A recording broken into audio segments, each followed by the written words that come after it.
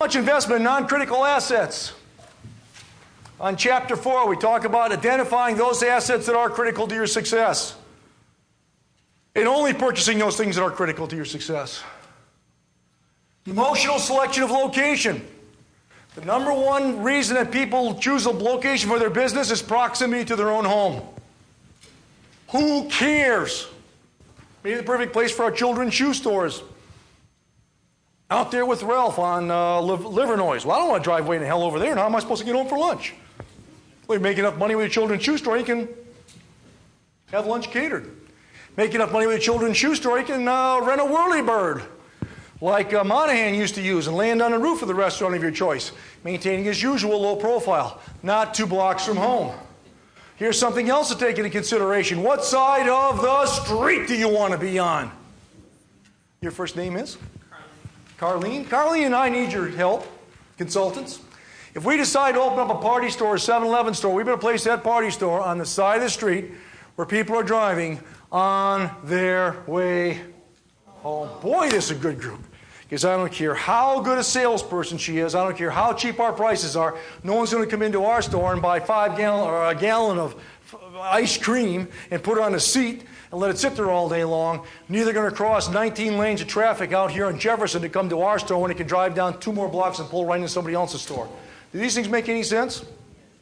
Matter of fact, if you want it, on the way to work, I was driving down Jefferson tonight. They got, what's the coffee? I'm blanking on the coffee. Starbucks. Yeah, on Jefferson. If you go up there right around the bridge to Belle Isle, they've got one right there on the way into work, not the way home to work. Yeah, on the boulevard. Yeah, thank you very much. So choose the right location. No knowledge of attracting customers.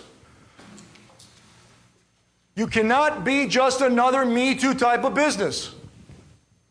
You've got to differentiate yourself. We call this the big D. How are you different? You've got to be different than your competition. If you're not different, they will buy where they've always have bought. And poor Ralph's going to have to give me one reason to get in my car and drive all the way over to Livernois to buy a suit there when I've been buying suits now for 58 years. You've got to be different. But here, don't let this thing scare you. All you got to be is just a little bit better than your competition. And by being just a little bit better than your competition will make tremendous differences in your profitability and success. By being just a little bit different. You don't have to be that much different, that much better, just a little bit different. Which reminds me of a story. There are 2 guys out west fly fishing. Ralph and I decided to go out to Yosemite Park and go fly fishing. And those are those guys with those big waders on. They stand in the middle of a stream and it's a beautiful day out. The birds are chirping, the sun is shining, the guys are catching all sorts of fish. And one guy turns around to get some more fish, and as he turns around to get some more bait, to do the fishing, he sees a big grizzly bear walking right down the path. Now he sees the bear, and the bear sees these 2 guys, and the bear starts running right towards these 2 guys. Now the guy saw the bear, turns his buddy, and he says, "Hey man, there's a grizzly bear after us." Ralph never looks up, immediately drops to his knees, opens up his duffel bag, and puts on a pair of running shoes.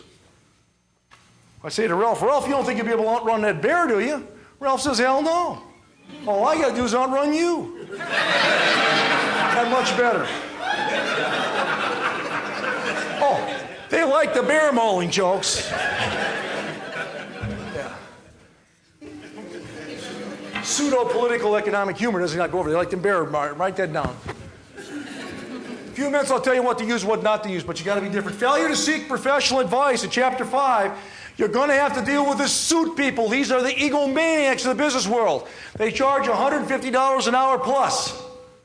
They're the accountants, the lawyers, the insurance agents, the bankers, the consultants. How do you know and you can't be an expert in everything, so you're going to have to rely upon these people. How do you know if you got a good one or not? How do you know where to find one that's reasonably priced?